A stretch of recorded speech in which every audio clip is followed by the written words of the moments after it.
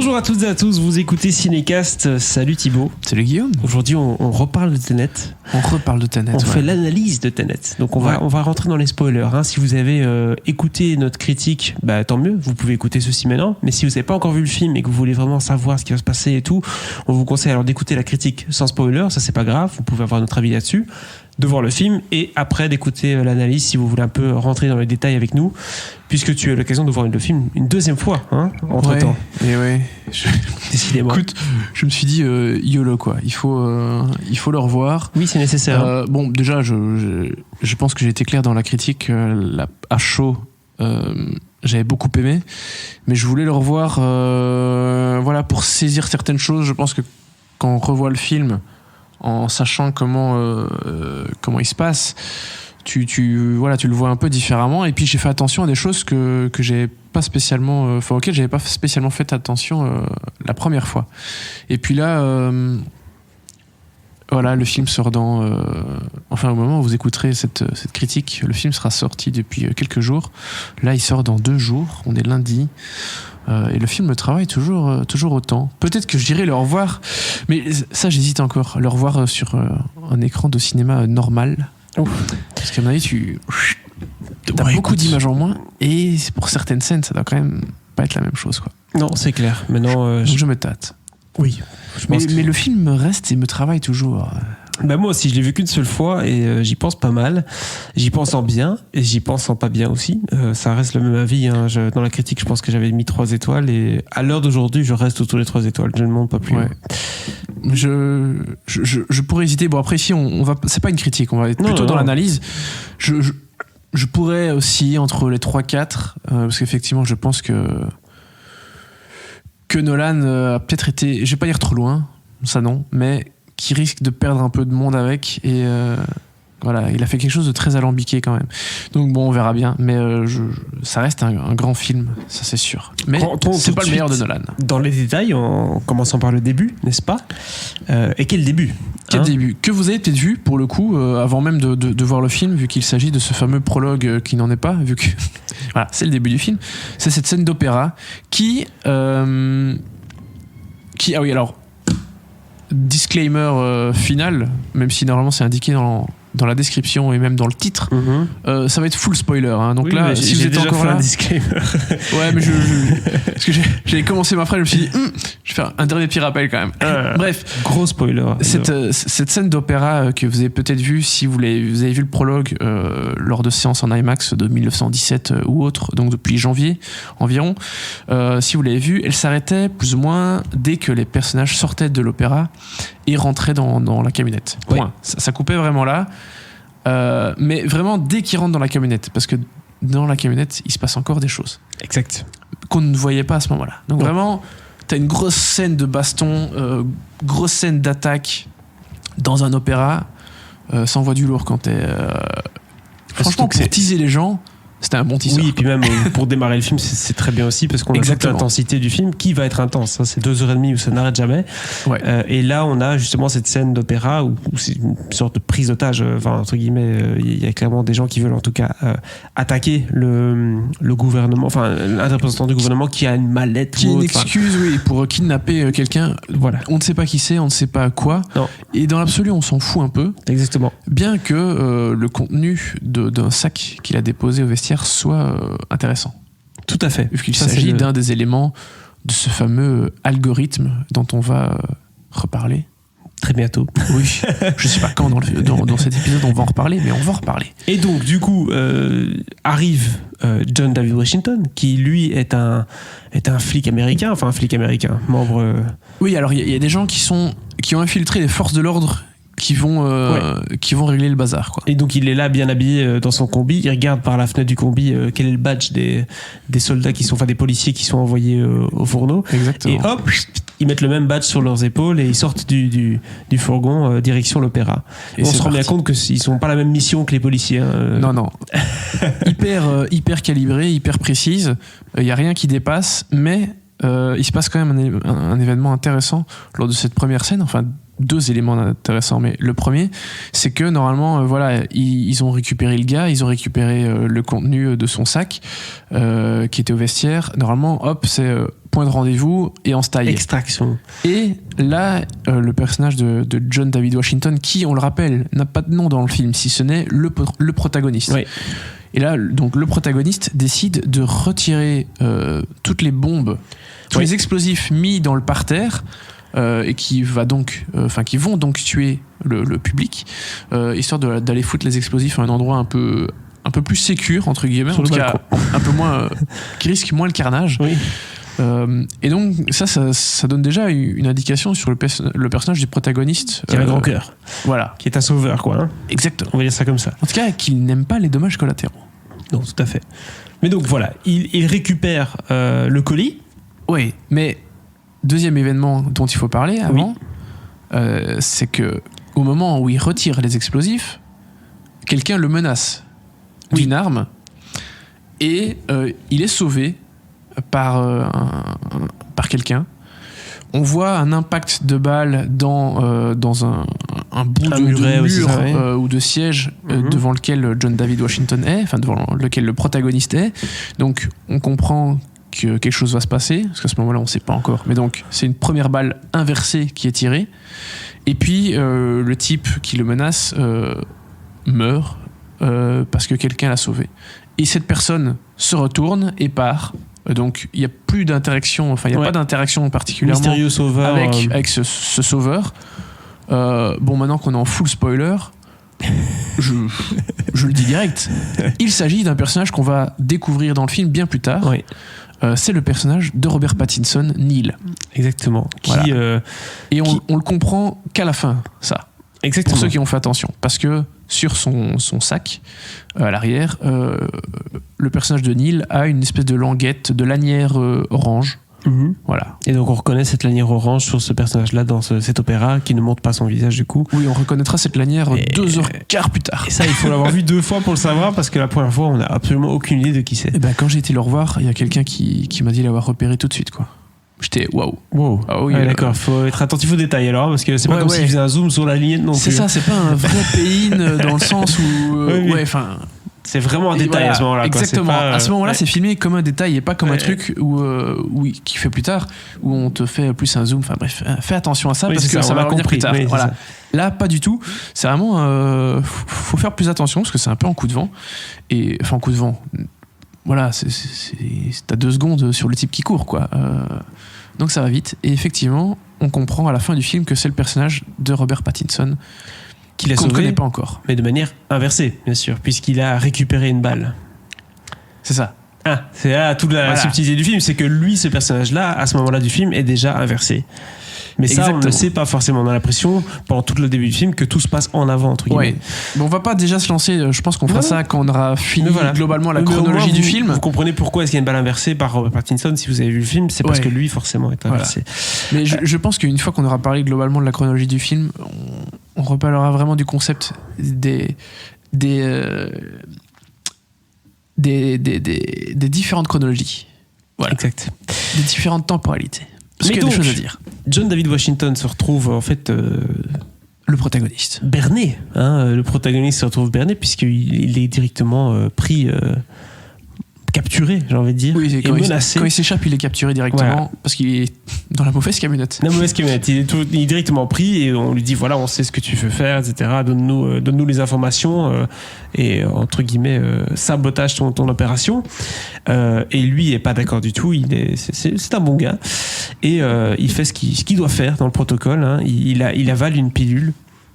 Qui est censé le tuer, je sais pas si c'est du cyanure ou autre chose, mais en gros oui, une pilule de la CIA qui est cachée dans la manche et voilà, tu peux vite la manger et puis du coup t'es mort. C'est ça. Il se trouve qu'il n'est pas mort. Ou peut-être qu'il l'est. Attention, moi je rigole. La toupie tourne. Donc du coup il se réveille là sur un bateau. Bateau hôpital, on précise bien.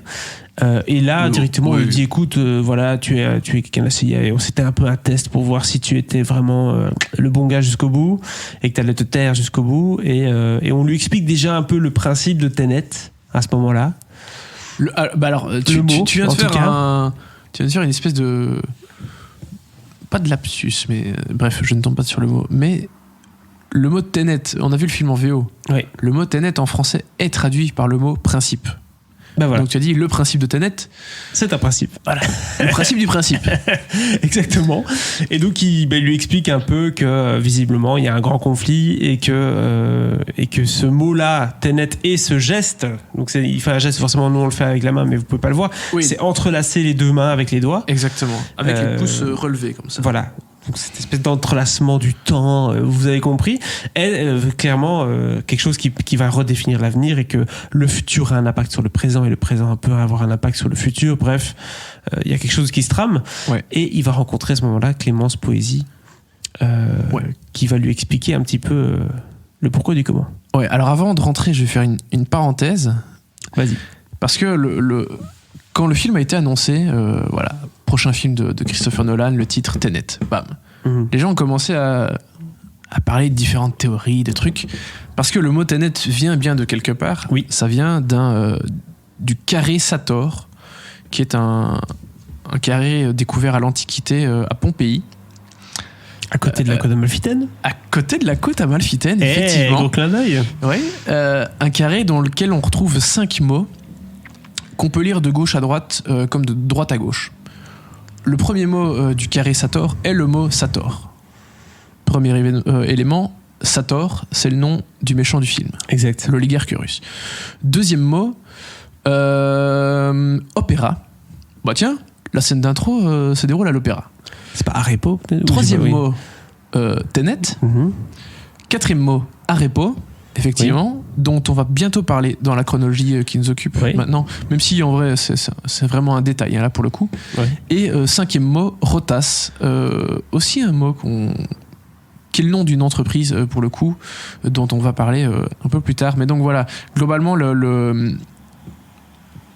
Nolan a fait des clins d'œil à tous ces événements, tous ces mots dans le film, mais le film n'est pas à propos de ce carré de l'Antiquité. Mais effectivement, Pompéi est cité dans le film aussi, alors que c'est là qu'on a retrouvé ce carré, et tous les mots sont dedans. Donc voilà d'où vient d'où vient tout ça, et le mot Tenet en particulier. Et là, Clémence Poésy nous explique donc elle a devant elle un mur avec criblé de balles. Et elle explique ce concept de balles qui vont à l'endroit et de balles qui vont à l'envers, entre guillemets. Et donc, elle nous montre 2 balles et elle fait le geste de rattraper, enfin en tout cas de faire tomber une balle, et la balle, hop, revient dans sa main. Donc, il faut faire en fait le geste inverse pour justement créer la cause, enfin la conséquence. En fait, c'est ça. Il faut jouer avec des causes et conséquences pour faire avancer le... Ce que tu viens de dire est à peu près texto une des répliques du film d'ailleurs. Oui, ben voilà. Peut-être un peu mieux dit. Oui, c'est un peu... Ah, vas-y, c'est le truc, tu fais comme ça. Non, mais, donc du coup, donc voilà. Et donc là, il prend conscience qu'en effet, il y a des armes qui peuvent attraper des balles plutôt que de tirer des balles. Oui, c'est ça, parce que quand tu appuies sur la gâchette, en fait, voilà, la balle sort de la cible et revient dans le pistolet.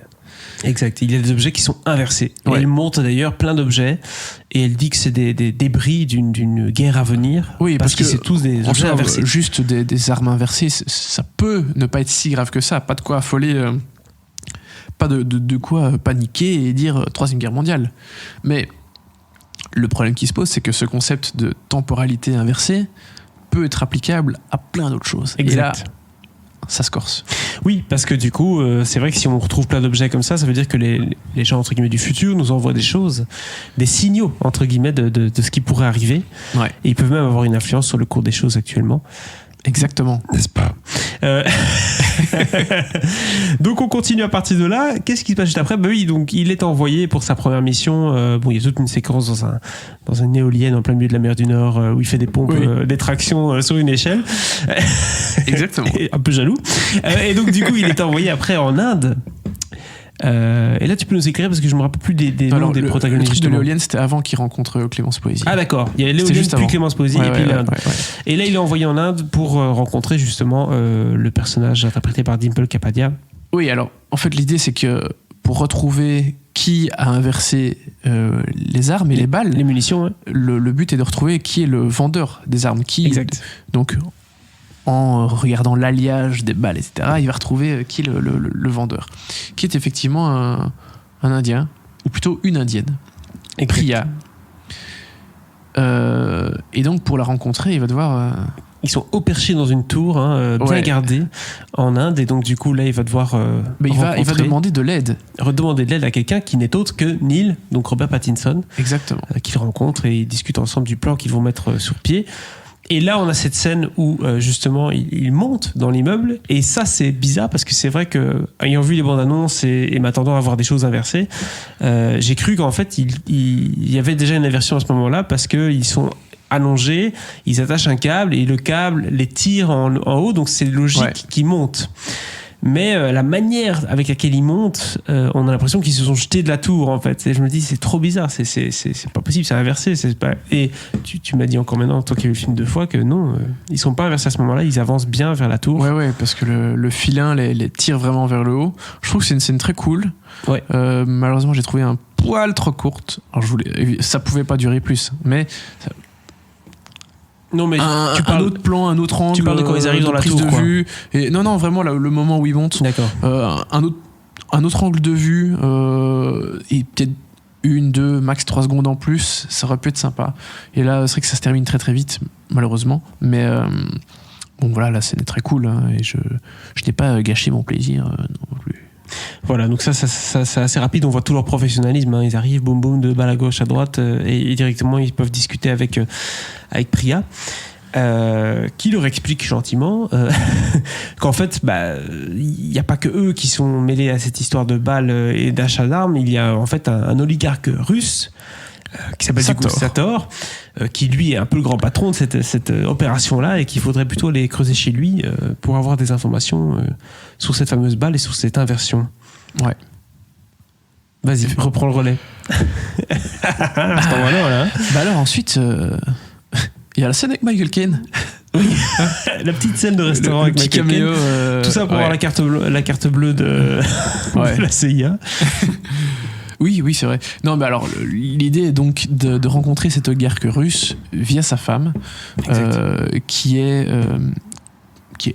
estime des œuvres d'art, qui les analyse, qui sait dire si ce sont des vrais, si ce sont des faux, si oui, combien, machin, enfin bref, spécialiste là-dedans. Et donc, il va essayer de l'approcher via un tableau peint par un certain Arepo. Voilà. Donc c'est la seule petite référence au nom Aleppo et donc au carré Sator.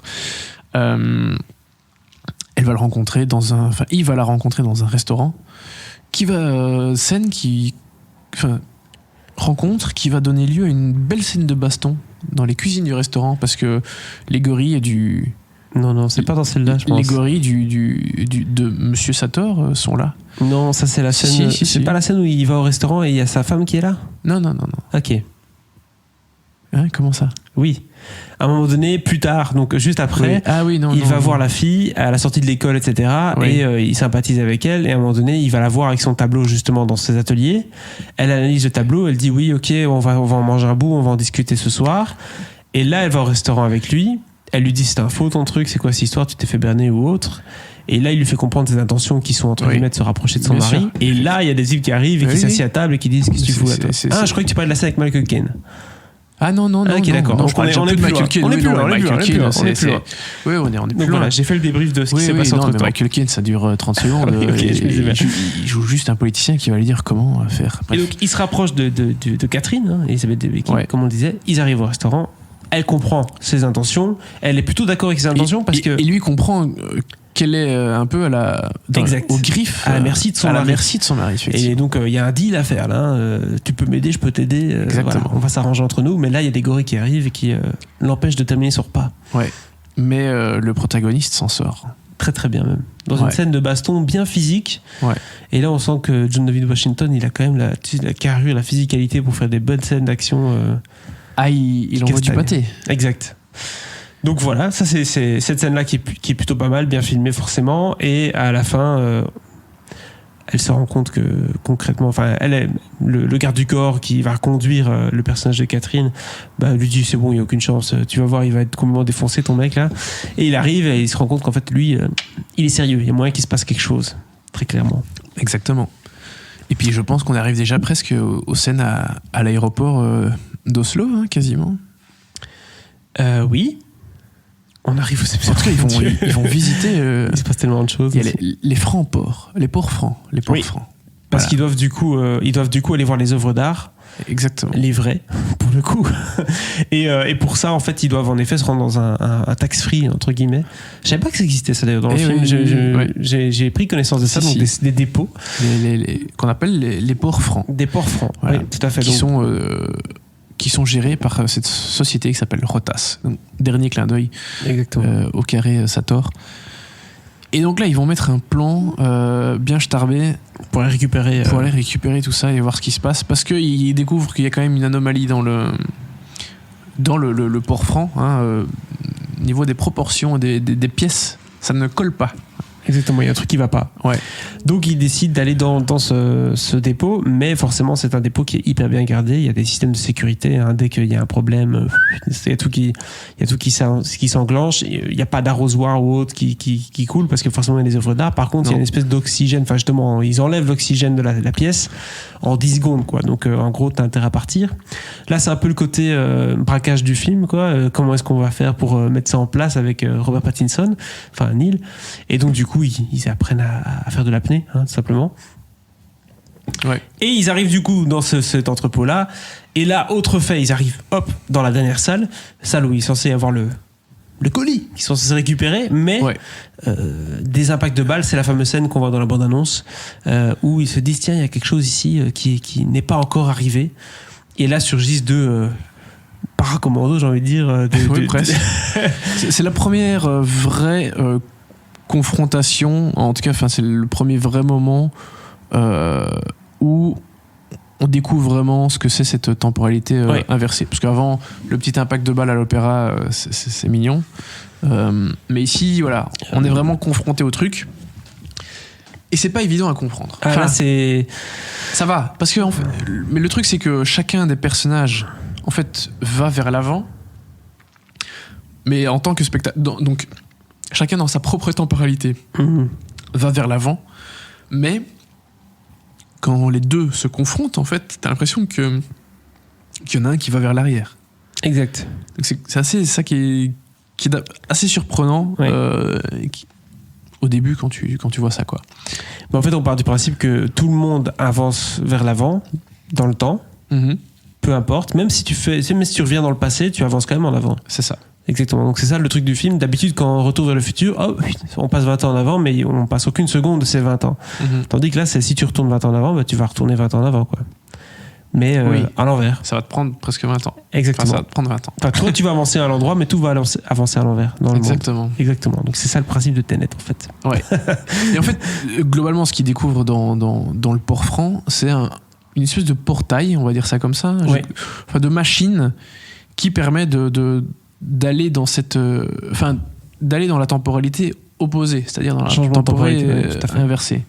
Si tu es dans la temporalité inversée, ça te permet de revenir dans la temporalité normale, si je puis dire. Exact. Donc, ce qui fait qu'en fait, il y a deux personnes qui sortent en même temps de la machine, mais on comprend assez vite après, ou avant déjà, par une réplique, que c'était probablement une seule personne.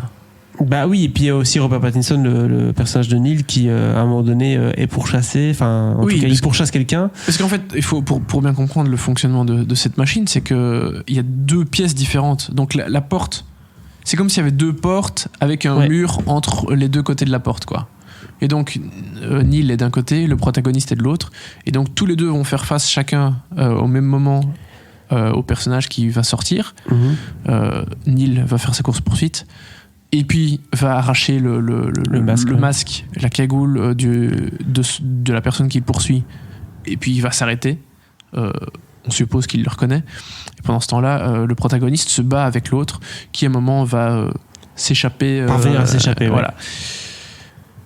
Grosse scène quand même, parce que là t'es directement face au truc. Globalement, jusqu'à ce moment-là, le film était assez soft, il y avait rien de, on était vraiment dans un pur film d'espionnage, et là d'un coup ça se complique, quoi. Et c'est vrai que la première fois quand tu vois ça, c'est pas évident à vraiment bien disséquer, parce que ce qui est particulier, c'est évidemment de voir les mouvements inversés et des mouvements en avant en même temps. Ouais, exact. T'as un mec, à un moment, t'as l'impression qu'il est couché au sol, Et t'as l'impression qu'on lui tire les pieds en fait, mais non. En fait, c'est quelqu'un qui recule le dos, enfin il pousse avec ses pieds pour reculer.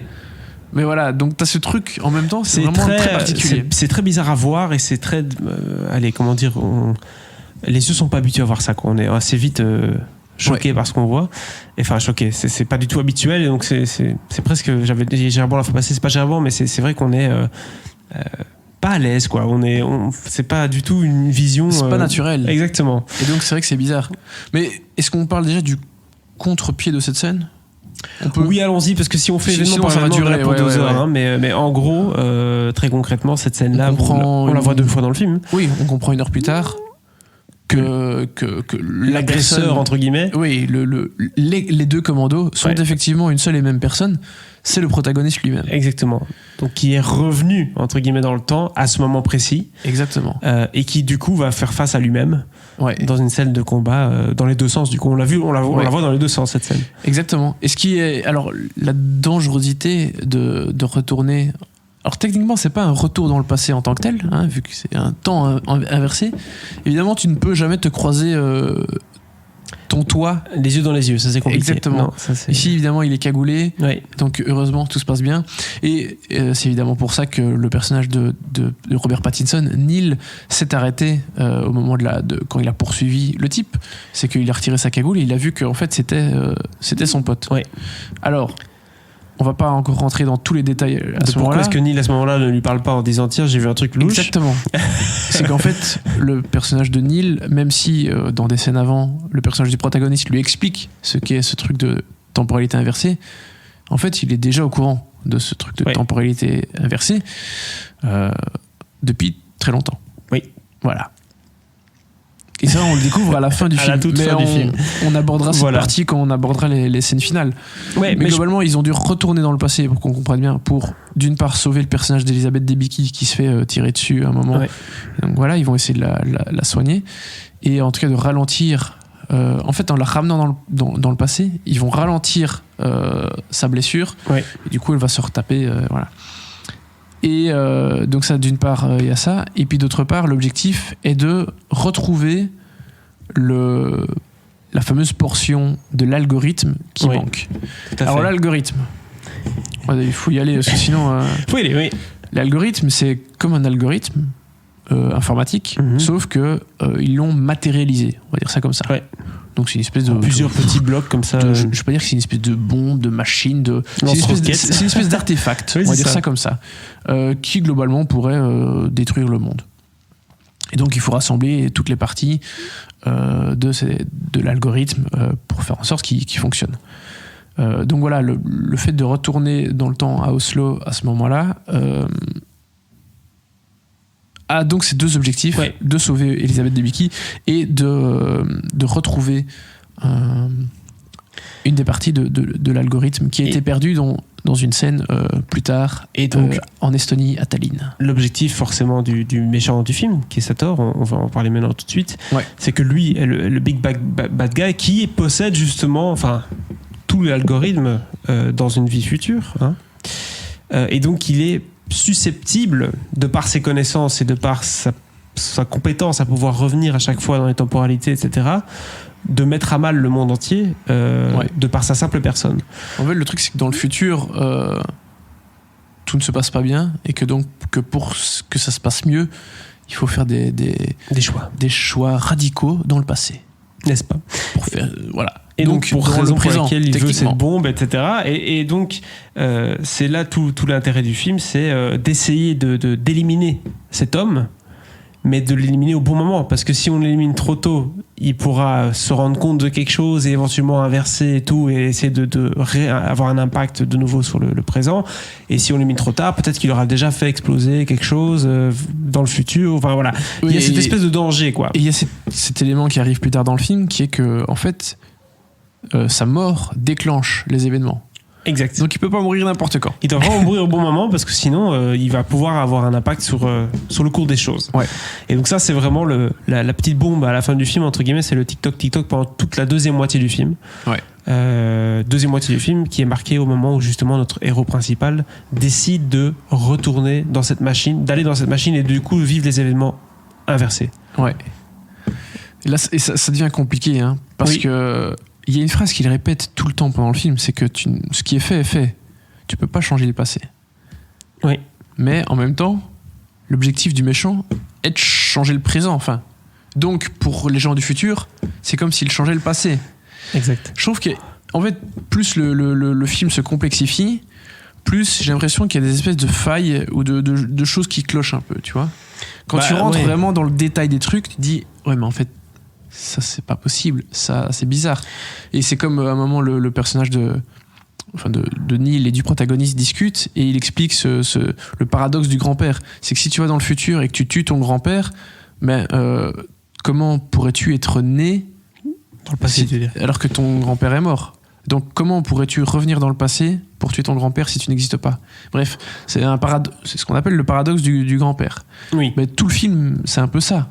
Parce que si les mecs arrivent à leur objectif, de sauver la planète, d'empêcher le méchant de faire ce qu'il veut faire et tout, en fait, le film n'a pas lieu d'être parce que ça n'est jamais arrivé. Exact. Et donc au moment où le film démarre, le jour de l'opéra, il se passe rien après dans l'absolu. Tout à fait. Voilà. Oui. On est face à des espèces de contradictions, de paradoxes, de trucs très compliqués qui font que le film n'est pas parfait, il est perfectible très clairement. Clairement. Et ça, c'est pour moi le côté un peu spécial du film, c'est qu'on sent que le concept d'inversion est cher à Christopher Nolan et il n'y a pas de problème là-dessus, parce que ça donne vraiment lieu à des images assez spectaculaires et à vraiment des idées de mise en scène. Mais en voulant chercher la petite bête, en expliquant tout et en même temps en disant au public, parce qu'il le dit plusieurs fois dans le film, qu'il vaut mieux pas réfléchir. Hein, et même Clémence Poésy qui le dit, je sais plus comment elle le dit, mais elle dit vraiment un truc du style don't overthink it, vraiment ça quoi. Ouais. Donc en gros, il te dit réfléchis pas trop, laisse-toi porter par l'histoire, mais en même temps il te balance des scènes d'explication où Robert Pattinson, souvent lui d'ailleurs, qui est un peu physicien dans la life ou je sais pas quoi, commence à t'expliquer des trucs, mais alors là, mais la théorie de bazar et tout, je m'en fous. Alors, soit tu me fais un truc où on s'en fout et c'est juste le concept qu'il faut comprendre, soit tu m'expliques, mais tu choisis quoi. Et là, c'est pour moi le plus grand défaut du film, on avait parlé dans la critique, c'est que c'est là quand il appuie sur la pédale la deuxième moitié du film et tu pars vraiment dans les tripes d'inversion, ça devient dur quoi. Ça devient très dur. Faut vraiment voir ce film 2-3 fois pour vraiment comprendre toute l'étendue du concept. Ouais, mais le truc c'est qu'on a des esprits très cartésiens et que donc forcément ça complique la tâche pour bien comprendre ces concepts qui ne sont pas du tout naturels quoi. Ouais, mais cette idée de devoir empêcher quelqu'un de commettre un acte et donc du coup de jouer avec l'inversion du temps et de devoir le tuer au bon moment et tout, je trouve ça une idée qui tient vraiment la route et qui est pas compliquée à comprendre si tu l'expliques comme ça. Mais le problème c'est qu'il explique pas comme ça et qu'il est là avec son artefact et ses trucs, alors c'est des morceaux d'algorithmes à coller ensemble, t'es là, attends c'est quoi ce délire, et alors du coup il te montre des événements déjà pas dans l'ordre chronologique du coup. Enfin, oui et non. Oui, c'est ça. Oui, c'est ça qui. Il ajoute des niveaux de complexité qui rendent le film assez difficile à digérer, quoi. Ouais. Et du coup, pas hyper plaisant parfois. Surtout sur sa fin, parce que là, allons sur la fin. On a fait un peu une pause et on va pas raconter tout ce qui se passe après les épisodes d'Oslo. Oui, la course poursuite sur l'autoroute qui est très bien. Oui, c'est ça. Ils doivent voler une partie de l'algorithme, mais ça se passe mal. Oui, du coup, ils retournent dans le passé. Oui. Bref, voilà. Mais la fin, c'est que on apprend lors de ce rendez-vous avec Michael Caine qu'il y a eu une explosion le jour même de l'attaque de l'opéra à Kiev. Ouais. Cette explosion, c'est la scène finale du film en fait. C'est le moment où les mecs vont attaquer l'endroit où se trouve l'algorithme terminé, au moment où il va être lancé. Il y a deux événements qui se passent en parallèle. Un dans le temps inversé et un dans le présent. Enfin, ouais, plus ou moins. Enfin, non, tous les deux dans le passé. Bref, c'est compliqué. C'est, d'une part, le personnage d'Elizabeth Debicki et le méchant qui sont sur leur yacht au Vietnam. Et d'autre part, l'attaque de la base pour empêcher que le plan de Sator... Que la bombe n'explose. Ne réussisse. Voilà, et que la bombe n'explose effectivement. L'attaque... Alors, le rôle du personnage de Kate, Elizabeth Debicki, est assez simple. C'est de tuer son mari, mais au bon moment, Sinon, voilà, c'est ce qu'on disait tout à l'heure. Sinon, la bombe pourra pas. Enfin, voilà. Exactement. Le but, c'est que la bombe n'explose pas, et donc il faut attendre la seconde précise où la bombe est censée exploser pour le tuer. C'est ça. Ou, en fait, pas empêcher la bombe d'exploser, mais de séparer la bombe de l'algorithme. Exact. Parce qu'une fois que l'algorithme est retiré, bah, la bombe explose, ok, mais c'est pas les mêmes dégâts que si l'algorithme est là. Donc elle a un rôle assez simple à jouer. Enfin, en tout cas, c'est facile à comprendre. Elle, son but, c'est de tuer le méchant, son mari, pendant que toute une troupe de personnes, une espèce d'armée, attaque la base et réussissent à s'emparer de l'algorithme. On peut reparler de ce groupe armé, mais on le fera après. C'est deux groupes. Parce que c'est lié au personnage du protagoniste et de Neil aussi. Oui. Mais globalement, voilà, on a deux groupes. Un qui va attaquer la base en inversé et l'autre normalement. Oui. Évidemment, ils vont réussir. C'est dans le film. Oui. Voilà. Et justement, en utilisant ce concept de entrelacement, de signes avec les mains dont on parlait tantôt. Avec un événement très important, c'est que le personnage de Neil est parti en inversé. Et que donc, en fait, pour essayer d'analyser le truc, c'est que ceux qui sont inversés, c'est comme s'ils démarraient à la fin de l'attaque, d'une certaine façon. J'exagère un peu, hein.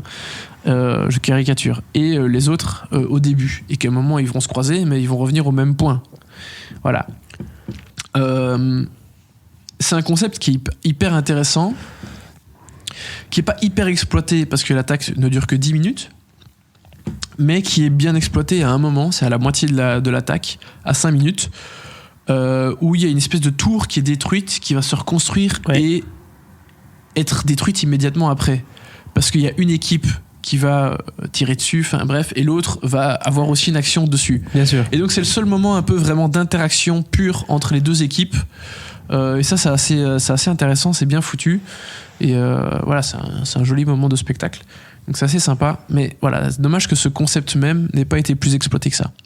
Mais par contre, là où c'est intéressant, oui, c'est avec le personnage de Neil. De Neil, exactement, qui va changer de sens à un moment, parce qu'il y a une machine pour changer de temporalité. Il va se rendre dans compte, cette base aussi. Ouais, il va se rendre compte que le protagoniste et le personnage joué par Aaron Taylor-Johnson, dont on parle maintenant, vont aller tous les deux dans un piège. Donc il y a une bombe qui va exploser avec un fil, donc dès qu'ils vont passer dans un trou, et du coup ils vont être ensevelis. Et ils voient ça. Livrés à eux-mêmes. Ouais, donc lui il voit ça parce qu'ils forcément ils sont pas dans la même temporalité. Alors du coup il décide de faire demi-tour et de re-rentrer dans la machine qui fait changer le temps pour qu'il puisse aller avertir le protagoniste et son compère avant qu'ils ne rentrent dans le tunnel. Et donc ça, c'est assez intéressant aussi parce que du coup, il change de temporalité pour avoir un impact sur ses amis. Malheureusement, ses amis ne comprennent pas très bien son signal et ils se prennent quand même la bombe. Ouais, bah oui, bien sûr, vu que tu les vois se prendre, tu peux pas changer le passé. Non. Donc voilà. Mais ça, c'est un des moments assez intéressants parce que... Bon, à la fin, tu commences quand même à comprendre un peu le film et ses façons de faire. C'est-à-dire que tu vois les personnages courir et derrière eux, il y a une Jeep qui klaxonne. Oui. C'est pas anodin. Tu sais que cette Jeep va revenir d'une façon ou d'une autre. En temps normal, tu te retournes. Un peu plus tard, tu vois. Voilà, donc ça, je trouve que c'est des moments assez intéressants. Ça fait bien le job. Mais du coup, le personnage de Ives, de Aaron Taylor-Johnson et du protagoniste vont devoir régler ce problème eux-mêmes. Mais un personnage va arriver, va réussir à ouvrir une espèce de porte de grillage qui sépare les personnages de la bombe et va sauver ces personnages en même temps. Et mourir, parce qu'il va se faire tuer après. Et donc les personnages vont réussir à désamorcer la bombe. Ils vont réussir à être évacués en même temps par Neil qui est au-dessus, toujours dans sa Jeep, qui va les tirer parce que voilà, il a vu qu'ils étaient ensevelis, donc il essaye de les sauver d'une autre façon. Et tout va se terminer dans le meilleur des mondes, ou presque. Et il y a un peu un stand-off mexicain là où ils sont tous les trois face à face sur cette colline. Et donc du coup l'algorithme décide de le séparer et de chacun repartir avec une partie et de le détruire, chacun de leur côté. Et là je l'ai pas dit mais je vais le dire maintenant du coup. Et là le personnage de Neil se retourne et va rejoindre Ives. Parce qu'il sent qu'il a encore une mission à faire. Et là, le protagoniste voit à l'arrière du sac de Neil cette fameuse lanière orange qu'on a vue au tout début du film dans la scène de l'opéra et qu'on a revu un peu plus tard et on a oublié de le mentionner à ce moment-là. Le fameux soldat qui vient ouvrir, qui vient crocheter la porte, qui a permis au protagoniste de désamorcer la bombe, et donc ce personnage qui ouvre la porte et qui meurt, c'est aussi Neil avec la lanière orange. Et donc là en fait tu comprends que et puis donc suite à ça le protagoniste comprend que Neil va mourir quand il se retourne et qu'il va vers l'hélicoptère, et il lui dit non attends, t'es sûr que tu dois faire cette mission? Et là le personnage de Neil du coup comprend un peu ce que l'autre veut lui dire, et lui dit on peut pas changer le passé, ce qui est fait est fait. Donc voilà. D'accord. Et il lui dit le personnage de John David Washington a posé une question à Neil aussi pendant tout le film, c'est dis-moi qui tu es, qui t'a recruté, qui t'a tu embauché, bosses pour qui, voilà. Et Neil lui dit t'as pas encore compris, c'est toi qui m'as embauché. Mais tu le sais pas encore, tu l'as pas encore fait quoi. Donc en fait chacun des personnages, et puis leur dernier au revoir, il lui dit mais t'inquiète, on a encore des aventures à vivre ensemble, et là tu comprends qu'en fait le personnage ils sont pas dans les mêmes temporalités. C'est-à-dire que le personnage de Neil, quand il rencontre le protagoniste, en fait c'est le début de sa vie. Tout ce qu'il va vivre avec le protagoniste, c'est le début de sa vie. Et pour le protagoniste, quand il voit, c'est la fin de sa vie, pardon. Et quand le protagoniste, quand il rencontre Neil, c'est le début de sa vie. Ouais, exactement. Et donc les mecs sont pas sur des chronologies qui correspondent. Et ça, pour moi, à nouveau, c'est un truc qui pose un peu question. Un gros problème, parce que s'ils sont inversés, parce qu'il y a des espèces de loops, mais pas au même moment. Et donc, c'est-à-dire que le protagoniste, pendant tout le film, on a l'impression qu'il vient de connaître Neil, ils se rencontrent, ils vivent tout dans la même temporalité finalement. C'est ça. Mais en fait, il y a un moment dans sa vie plus tard où il va encore avoir toute une partie avec Neil, mais Neil sera à ce moment-là, dans cette temporalité-là, mort. Donc il y a des espèces de trous un peu bizarres comme ça. C'est clair. C'est compliqué. Moi j'ai pas compris. J'ai compris qu'il voulait faire un truc là-dessus avec genre en fait depuis le début on se connaissait. Enfin d'ailleurs il dit ça, il dit on était potes, t'inquiète, on a fait les 400 coups. Mais tu te dis mais c'est pas possible, il va mourir dans. Enfin alors du coup t'es un peu retourné. Donc ça c'est un peu le côté la toupie qui tourne de Christopher Nolan. Il se fait un peu plaisir là-dessus. C'est vrai que c'est complexe. C'est pas très important, mais voilà, c'est clair que sur la fin on comprend un peu mieux, mais on est quand même encore un peu dubitatif. C'est ça, t'as encore presque plus de questions que de réponses. J'exagère un peu, mais c'est là que les deux personnages, donc de Neil et du protagoniste, prennent toute leur ampleur.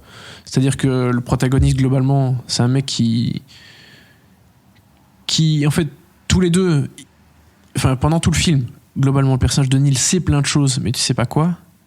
Donc c'est un personnage un peu omniscient comme ça, qui a des... On a l'impression limite qu'il a un agenda caché, quoi. Ouais, t'as l'impression qu'il tire les ficelles. Sauf que c'est pas lui qui tire les ficelles. En fait, celui qui tire les ficelles, c'est le protagoniste, sauf qu'il en sait encore rien. Donc en fait, le mec va devenir une espèce de dieu, entre guillemets. J'exagère un peu, mais il a des connaissances et un pouvoir assez énorme, sauf qu'il ne le sait pas encore. Et ça, et ce qui est déjà le cas du personnage de Neil pendant tout le film, en fait. Sauf que le spectateur ne le sait pas. Voilà. Et ça, bon, c'est très tortueux. C'est Nolan, mais c'est pas mal. Et du coup, on peut se dire que le personnage du protagoniste a mis sur pied, sauf qu'il ne le sait pas encore là, toute l'opération, et donc peut-être la création de cette armée.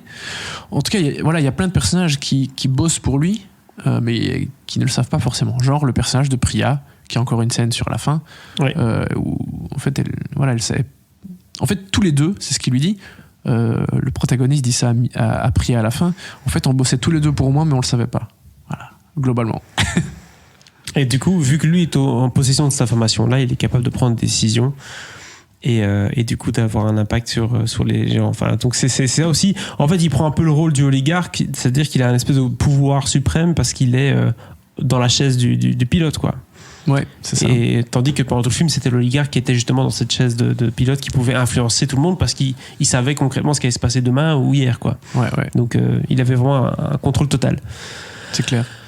C'est chaud, hein. et voilà, et là en reparlant, je me rends toujours bien compte qu'il y a des espèces de failles. Bon, après, une fois que des millions de personnes auront vu le film, je suis sûr qu'il va y avoir plein de théories hyper intéressantes. Oui. Peut-être des gens qui ont une vision moins cartésienne que moi pour expliquer ces trous et ces failles. En tout cas, ces gros points d'interrogation. Ça n'empêche que le film est un grand divertissement, un film très intelligent, peut-être qui se prend trop, enfin peut-être ça se prend pas trop au sérieux, mais qui joue peut-être un peu trop sur le fait d'être très intelligent, qui du coup il risque de perdre un peu ses spectateurs. D'ailleurs voilà, nous on est pas, déjà on est convaincus, ouais. mais on n'a pas toutes les réponses à toutes nos questions. Disons on n'a que pas toutes les clés. Christopher Nolan déjà était un réalisateur qui divise un peu parce que parfois certaines personnes lui trouvent qu'il a un petit côté prétentieux et qui joue un peu trop avec le spectateur. Je l'aime beaucoup et je comprends complètement cette critique. Voilà, de dire écoute, t'es gentil, mais voilà, essaie de nous faire plus d'émotions et moins de blabla. Et là, avec Tenet, malheureusement, il remet un peu son petit veston d'anglais avec sa petite chemise et son foulard de mec prétentieux dans ce cas-ci, et donc le problème c'est que c'est d'ailleurs assez drôle la scène avec Michael Caine là-dessus, hein, tout à fait, qui fait clairement cette allusion à la prétention des Anglais. C'est assez, lui-même est anglais, assez drôle. Et s'habillant toujours à 4 épingles même quand il doit aller chercher les courses. Donc voilà, clairement Christopher Nolan nous fait encore une démonstration de force, mais il nous prend parfois un peu trop pour des pas pour des cons, au contraire, mais il nous embarque dans son aventure et il nous laisse un peu derrière, quoi. Il n'y a rien à faire, surtout que ça va très vite, ça dure 2h30, mais comme tu l'as dit, les scènes d'action s'enchaînent et surtout tu n'as pas le temps de vraiment profiter de ce qui se passe. Pareil pour les dialogues, parfois ça va à une vitesse folle, tu peux pas suivre les explications des personnages, mais il a pas trop envie que tu les suives en fait, donc c'est volontaire. Oui et non, un peu plus, parce que par exemple il bosse pas avec son monteur habituel et il a été chercher une monteuse qui est la monteuse de Noah Baumbach, qui a notamment monté rien à voir, quoi. Marriage Story notamment. Bien sûr. Oui. Marriage Story, elle a monté Hérédité d'Ari Aster aussi. Je sais pas si elle a monté Midsommar aussi, je pense pas, mais elle a monté Manchester by the Sea, Frances A, enfin donc vraiment des films très de dialogue et des films de personnages, ce qui est souvent ce qu'on reproche à Christopher Nolan. Parce que du coup ici, elle a Jennifer Lame, elle a monté des films avec beaucoup d'émotions. Ce qui est le point faible de Nolan, et donc je pense qu'il a voulu travailler là-dessus, notamment grâce au montage. Alors c'est bizarre parce que je trouve qu'Interstellar est son film le plus émotif jusqu'ici, et t'as pas besoin d'avoir quelqu'un qui fait les montages de Noah Baumbach pour faire de l'émotion. Non, mais je pense qu'il a voulu avoir à des moments clés quelqu'un qui savait vraiment bien monter des scènes de dialogue. Essayer d'aller chercher l'essence des personnages, etc. Je trouve qu'il s'y réussit pas toujours. Cela dit, tu vois quand même qu'il y a un effort à ce niveau-là, mais c'est pas encore, on n'y est pas encore, quoi. Christopher Nolan, ses films, c'est des parties d'échecs et les acteurs sont des pions, hein. C'est souvent ça, c'est son style, hein. Donc voilà, c'est pas Marriage Story. Non. Ça c'est sûr. Non, mais voilà, donc c'est clair que le film manque encore d'une certaine substance, de l'émotion. L'action, le spectacle sont là. Le travail du cerveau est là aussi, plus qu'en suffisance. C'est très intelligent, sans doute trop. On n'aura pas toutes les réponses à nos questions, malheureusement. Et ce sera pas sans doute un des films les plus regardés comme étant le meilleur film de Christopher Nolan. Je pense qu'il sera pas dans le haut du panier. Mais ça restera un film. Ça reste un de ses grands films. Mais bien sûr. Mais pas un de ses meilleurs. Non. Je pense qu'Inception ou Interstellar, clairement, reste au-dessus. Clairement. Après, c'est son film le plus ambitieux, ça c'est sûr. Et on comprend pourquoi. Oui. Mais peut-être, j'ai vu, je sais plus si c'était un tweet ou dans une critique américaine passée, est-ce que même Nolan n'arrive pas à aller au niveau de l'ambition de Nolan? Voilà. Peut-être que c'est un peu trop pour lui en fait. Il a peut-être visé trop haut. Après, bon, je rappelle, moi j'avais donné 4 étoiles dans la critique. J'adore le film, je l'aime vraiment beaucoup. Je le trouve hyper intéressant. Il y a plein de choses. D'ailleurs, on n'a pas fini d'en parler. Mais voilà, il y a peut-être plus de défauts et de grosses failles que ces autres films n'en ont. Du coup, voilà, on est un peu plus... on a plus de choses à redire. Est-ce que je pourrais changer mon 4 étoiles pour un 3 ? Peut-être. Je sais pas, là, comme ça, on est encore trop... on est un peu plus à froid, mais quand même fort à chaud, parce que ça fait quand même que quelques jours qu'on l'a vu. Il faudra voir comment il évolue à l'œuvre du temps. Voilà. Mais vous avez compris en tout cas notre avis. C'est quand même un film à voir, et très intéressant. Mais c'est indéniable. Comme on disait, c'est une expérience Tenet qu'il faut absolument vivre au cinéma, donc n'hésitez pas à y aller. Mais voilà, le seul défaut du film, et on le répète encore une fois, c'est que contrairement à Inception qui a réussi à expliquer de manière assez facile le concept au spectateur sans trop le perdre en cours de route, là on a un super concept mais qui est très compliqué à comprendre et qui n'est pas expliqué de manière très simple. Et donc du coup voilà, ça va refroidir pas mal de monde. On a hâte de savoir votre avis, d'ailleurs n'hésitez pas à le partager en commentaire de cette vidéo si vous êtes encore là. mais voilà, c'était notre analyse de Tenet. Qu'as-tu à rajouter? Rien à ajouter? Pas grand chose. Enfin, si, une petite dernière chose. On a lu les paroles de la chanson de Travis Scott avant de commencer l'épisode, parce que Chris Nolan dit que c'est la dernière pièce du puzzle. Bon, effectivement, il y a quand même pas mal d'allusions au film et même à des moments clés. Spécifique, il cite le Boeing dans ses paroles. Oui, tout à fait. Après, bon, je sais pas si c'est vraiment la dernière pièce du puzzle. Je pense que c'est encore un peu plus du symbolisme qu'autre chose. Je pense et encore très gentil. Je pense aussi que c'est le studio derrière qui s'est dit on a mis 250 millions sur ce film, il faut qu'on ait un peu un événement Fortnite. Donc si on peut avoir Travis Scott qui nous fait un petit scrut sur le bord de son, ça peut être pas mal, quoi. Donc oui, à mon avis, c'est plus un puzzle marketing qu'un puzzle vraiment. Ouais.